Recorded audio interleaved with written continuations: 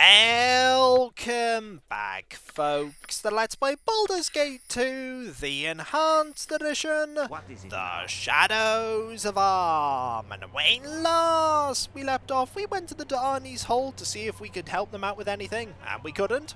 We went to the Adventurer Mart to see if we could buy any nice equipment for the party, and we bought some very expensive scrolls that Edwin just learned, and along the way to the Adventurer Mart, we got attacked by a group of Githzerai that wanted the piece of a silver blade that we were given previously, and after all the trouble that's given us, we were not going to relinquish it so readily. Besides, we now have both the hilt and the piece of the blade that are needed to reforge it, and that's exactly what we're going to do in the Docks District.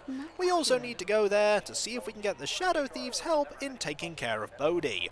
I'm pretty sure they're not going to say no, though they may have a few questions to ask as to why we need their help at all, because as far as they know, Bodhi is gone. They're not going to like the news that she's not, but I do think they will help us. After all, we're a lot tougher than we used to be. Look at all of the shimmery spell effects that we have and all the magical gear. And the fact that you can't see one of the party because they're invisible. Let's see if anything has changed when we arrive. I don't think anything will have. And it seems not so far. Very well. Before we go to the Shadow Thieves, we are going to pay a visit to somebody that we're going to be spending a lot of money with. Time to visit our favourite blacksmith. And I'm keeping my eye on the party just in case any random events appear, but none have. Marvellous. There's a lot of things we want to make. And I don't know how many of them are going to actually be useful, but I am going to make them all. We do have a lot of money, 57,113. We could afford to spend a little bit of it. It'll just rot in our inventory otherwise anyway. So, let's go in and say hi. There's one thing we definitely want to make. We put a lot of work into getting the things for it. Hello, Cromwell. It's been a long time. I need a swig of some strong dwarven ale. A good afternoon to ye, me friend. Good to see ye back in me forge, it is. Be there something that ye need? Cromwell doesn't ask why we haven't turned up in a long time or what we've been up to. He's just happy to see us and happy to see our coin. And that's awesome. Do I have anything you could forge into an item? I couldn't rightly say. Let me have a look into your goods then. A minute of rummaging and I'll know for sure, aye? What's this? Some kind of scale from a beastie, aye? You've the husk of an ankheg, I see. A comrade in Beragos. I don't want that made into anything. Do I have anything else of interest? I'll take another look for myself here. Aye now, what have we here? Ye've a hammer of thunderbolts, gauntlets of ogre power, a girdle of frost giant strength, and a scroll with the thunderhammer's true name. Crom Faeyr. 'Tis a collection that would widen the eyes of the soul forger himself. I could create the Crom Faeyr for ye, friend. If ye've the interest, of course. What would that involve? Two things, me friend. It'll cost ye 10,000 gold pieces for the work, no less, and without an apprentice, you'll have to stay here a full day and help me run the forge. It's very expensive, but oh my, is it worth it. That sounds fine. Let's do it. As you wish. For such a commission, we can start on it right away. No sense in wasting time, then. It'd be best if we just get to it. It's been a long time since I've been able to make something so mighty. You wouldn't think to sell it to me, would you? No. It was worth a try. I could do some mighty smithing with it. But a commission's a commission. It will be yours. I envy you. I envy you.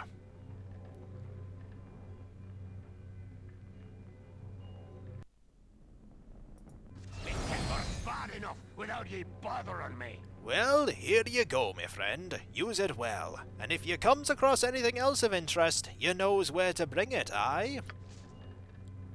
Look at this thing here. Crom Faeyr plus 5. This is the true name that the dwarven weaponsmith Silverblade gave to the weapon he intended to create for his son, Alas, his son died before the weapon was ever completed, but here it stands complete, forged from the combined magic of the original hammer with the gauntlets of ogre power and a girdle of frost giant strength.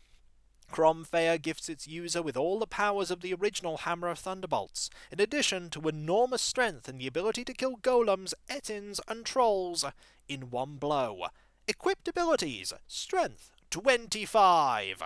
The weapon does not joke around, immediately saying, "Hey, this thing is awesome!" Combat abilities: Slays stone golems, clay golems, ettins, and trolls in one blow. Thaco plus 5. 2d4 plus 3 plus 5 electrical damage. Suffice to say, you have a new favourite weapon, Corgan. It's the Hammer of Thunderbolts, and with that, your strength skyrockets to 25. And I do believe, if we equip you with this, I'm curious. No, it actually does go down to 24. I thought the Crom Faeyr would overwrite that penalty, but no, it doesn't. Now, you currently have a strength of... You still have a strength of 19. That is good, because you still have the Girdle of Hill Giant Strength, which is important because you need that to be able to use that armor. I'm waiting. Now, Yeah. we've done that one. There are more things we want to forge, so anything else you can forge into an item? We don't want you to do anything with that? I'll take another look for myself here. Eh? You've got some sword here, is it? Let me see. I see. You've a hilt and a blade here for a long sword, and a pommel gem with much of its power. I could forge it all into one mighty sword for ye. What would be involved in that? 2 things, my friend. It'll cost you 7,500 gold pieces for the work, no less, and without an apprentice, you'll have to stay here for a full day and help me run the forge. This isn't an item we're really going to use, but I do want to show it off, so let's do it. As you wish. To work. Do you think you could loan me Crom Faeyr while I work here? I don't see that as a problem, as long as you give it back. Of course I'll give it back. I may desire the weapon, but I am true to my word. It'll make forging this a lot faster. How long are we going to be staying here? We do have a lot of things that need forging. I suppose I should get a book and read then. I need a swig of some strong dwarven ale. Well, there you go, my friend. Use it well. And if you comes across anything else of interest, you knows where to bring it, aye? Here is the Equalizer. Such is the name of this sword that its true origin has been lost to time, but markings hint that it was possibly forged in the service of Helm. Also called the Sword of Neutrality, it seems designed to seek and terminate extremes, to shift the universe closer to harmonious equilibrium. The further the behaviour of the target from true balance, the more potent the damage they suffer. Immunity to Charm and Compulsion is the first ability. It strikes as a +3 weapon, but the Thaco and damage varies greatly. Versus True Neutral, +0 to hit, 1d8 damage. Versus Chaotic Neutral or Lawful Neutral, +1 to hit, 1d8 +2 damage. Versus Neutral Good or Neutral Evil, +2 to hit, 1d8 +4 damage. Versus other alignments, +3 to hit, 1d8 +6 points of damage. It's really good against demons, devils, angels, Eladrin, and people of alignment extremes, and it will serve you well as it gives you immunity to Charm and Confusion, and it always strikes as a +3 weapon, allowing you to bypass certain damage reductions. We're not going to be using it, but it's still nice to make. Me timber's bad enough without ye bothering me. And who knows, maybe at some point Corgan may get a few points in Longsword, and we'll equip it. Now let's see if there's anything else we can forge. We'll ignore the Ankeg. What's this then? Part of a bow? Looks like Gesen's work. Aha! I've been looking forward to making this one. Aye, 'tis Gesen's work indeed. A string and a shaft both. I could remake one of the great Bowyer's short bows for ye. 'Tis a truly powerful weapon. What's involved in that? 2 things, my friend. 7,500 gold pieces and another day working at the forge. You don't have anywhere to be, do you? Well, it's not like I'm without my soul and slowly wasting away. Ha ha, indeed! No, I really am without my soul and wasting away. Can we make this quick?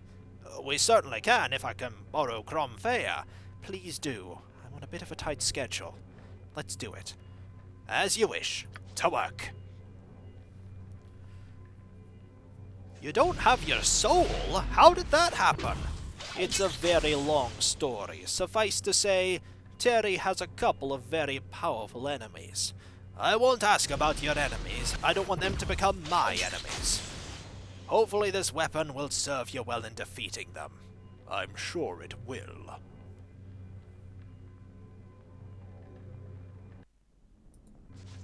Your chattering's starting to wear on me nerves. Well, there you go, my friend. Use it well. And if you comes across anything else of interest, you knows where to bring it, aye?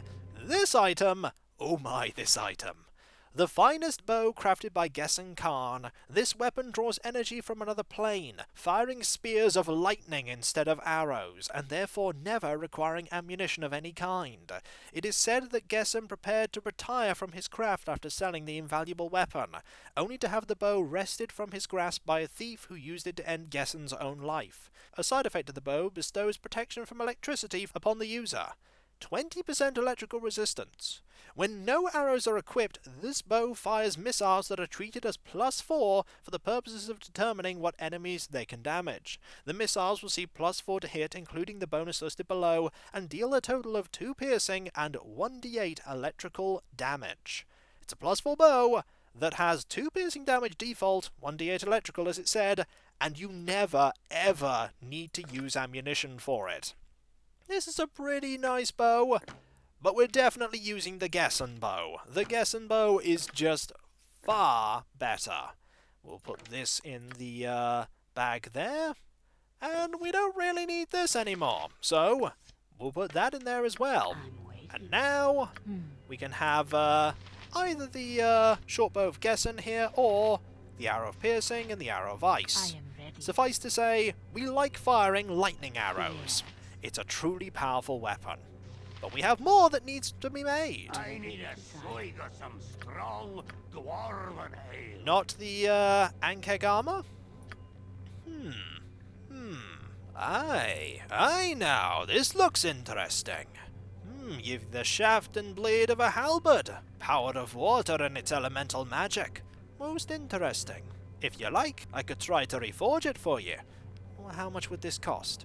It'll cost you 7,500. I'm surprised you've got so much money. We've been saving for a rainy day. Let's do it. As you wish. Crom Faeyr? Gladly. Where have you been finding all of these magical items? We've gone on many an adventure, Cromwell, cracked many skulls, had many laughs, and looted many bodies. Any other questions? No, Corgan, that's more than enough information. I could go into detail about all the people's skulls we've crushed. No, that's fine. Trust me, it's fine. Me timber's bad enough without ye bothering me. Well, there you go, my friend. Use it well, and if you comes across anything else of interest, you knows where to bring it, aye? This is actually something that we could get a lot of use out of, the Wave +4. Forged in antiquity by a cult devoted to the goddess Umberlee, this weapon of vengeance was designed to aid the cult's champion in retrieving a holy artifact from the fire giants of the Stormhorn Mountains. That was a lot of hope to place in one champion, and unfortunately, the wave had been lost ever since. 15% chance of draining the victim of water, 15 cold damage, slays fire elementals, ifrits, and salamanders, and it is a +4 weapon. And I do believe right now you currently have the Dragon's Breath +4, which is a pretty nice weapon. It has a lot of tiny additional bits of damage, but this is a lot better. So we shall give you that. And we'll put this in the bag, ready to be sold. It won't make all of our money back, but it'll make a little. And guess what? We're still not done. We only have 24,000. There's still more. Your chattering's starting to wear on me nerves. You've still got more stuff? Well, you've got the Ankeg. Skip the Ankeg stuff. Alright then, let's have another look. Eh? What's this? Gith craftsmanship? Haven't seen this in over a century. Aye, you've the hilton blade of a Vorpal silver sword. If you're willing to risk the wrath of the Gith, I'm willing to put it back together for ye. Are you willing to risk their wrath? They won't be able to trace it back to me. This place has a lot of divination magic protecting it from scrying. If they do manage it, well, I've got a few goodies myself to surprise them with. How much would it cost? 7,500. I would normally charge 10k, but after all the business you've given me, I'm willing to give you a discount. Let's do it then. Marvellous. Crom Faeyr? Of course. You know, it's really hard to reforge a Gith weapon. The silver isn't quite solid, if you get my meaning. It did try to float away from the forge. Yeah, their metal is really strange, but I think I've got it under control.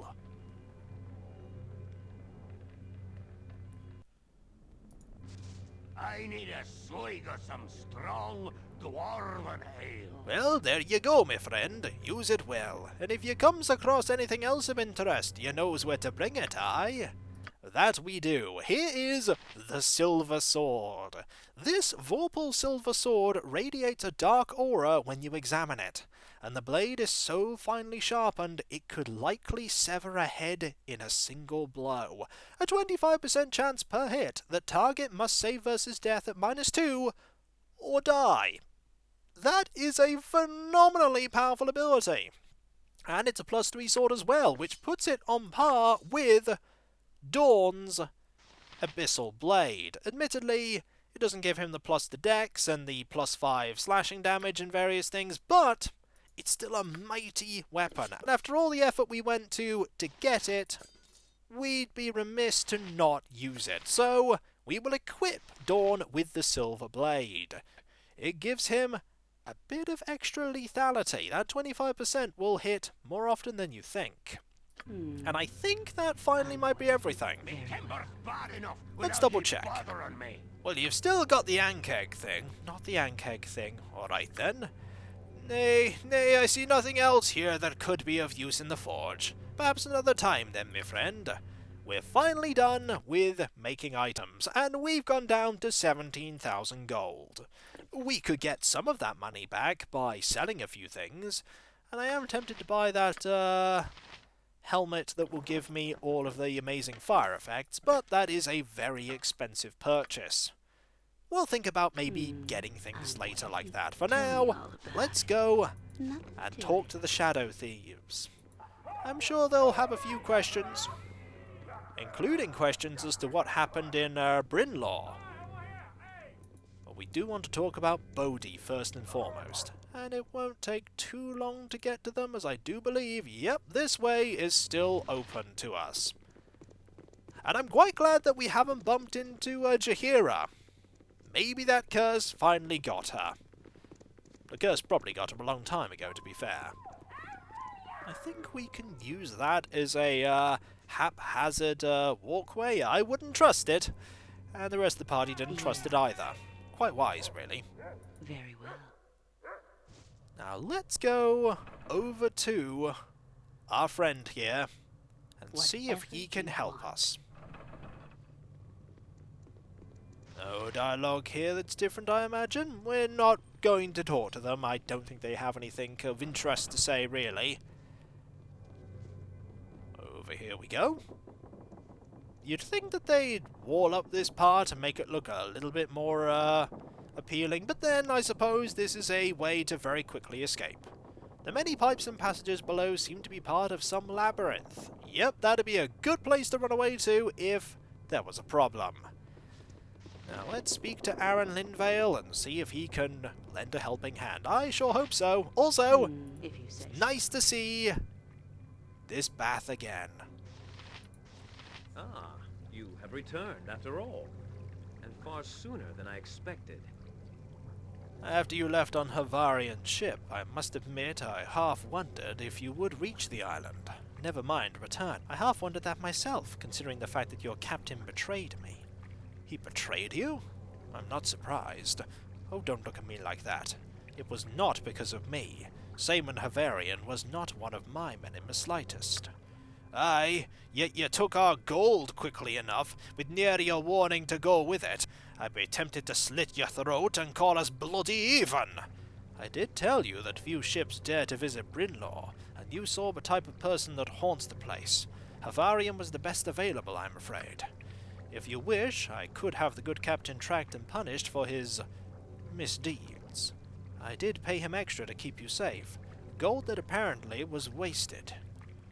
Yes, track the man down if he still lives. I don't want him to get away with this. Then we shall have to see about the shadow thieves paying him a little visit. Somehow, though, I think he will be hard to find. No matter, we are patient. I need your help in dealing with Bodhi. You were successful destroying her guild, of that I'm glad, but the mistress herself seems to have survived. I don't know why she returned to Athkatla, but I can't take the risk that she will rebuild and take revenge on the shadow thieves.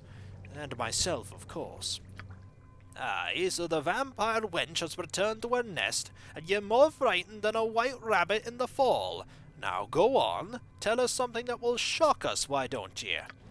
I would like you to end her existence permanently. I won't fault you for your failure last time. Obviously, both of us underestimated the extent of her power. I intend to do it anyway.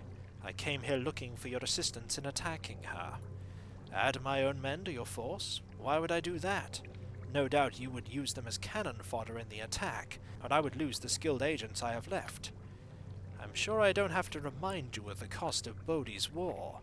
I have few people left, and yours are not the most trustworthy to put their lives into. I need all the help I can get, Aaron. Every man you can send is needed. I suppose there is no real reason not to trust you with the lives of my men. I would do much to make sure this vampire is finally destroyed. Very well then, Terry. You will have the help of the shadow thieves. At the barest hint of betrayal, however, you are on your own. Oh, don't worry about us, Aaron. We're not going to betray you. You will have Akanis and Yakito and others, our best assassins, join you when you enter Bodhi's catacombs. I want to be sure Bodhi is forever out of my hair. Go to the catacombs when you're ready, then. Your assassins will meet you there. And, incidentally, good luck. Thanks, Aaron.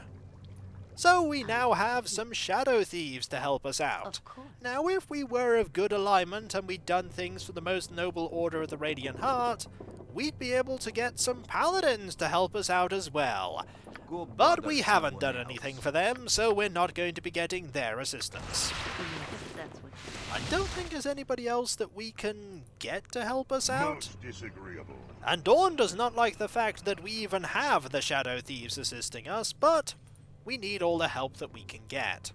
Now is a good time, though, to must do gather things your that party we before venturing haven't done in this area, because once we move ahead with the main plot, we will not be able to go back to this location, the whole arm area. So use this time to tie up any loose ends that you have, and we do have a couple of loose ends. We have the Elven City requires my aid, we have Driz Doerden, allies recruited for the struggle, important events. We do still have a few other quests that we can go and do, and I think there are a few areas that we could examine as well.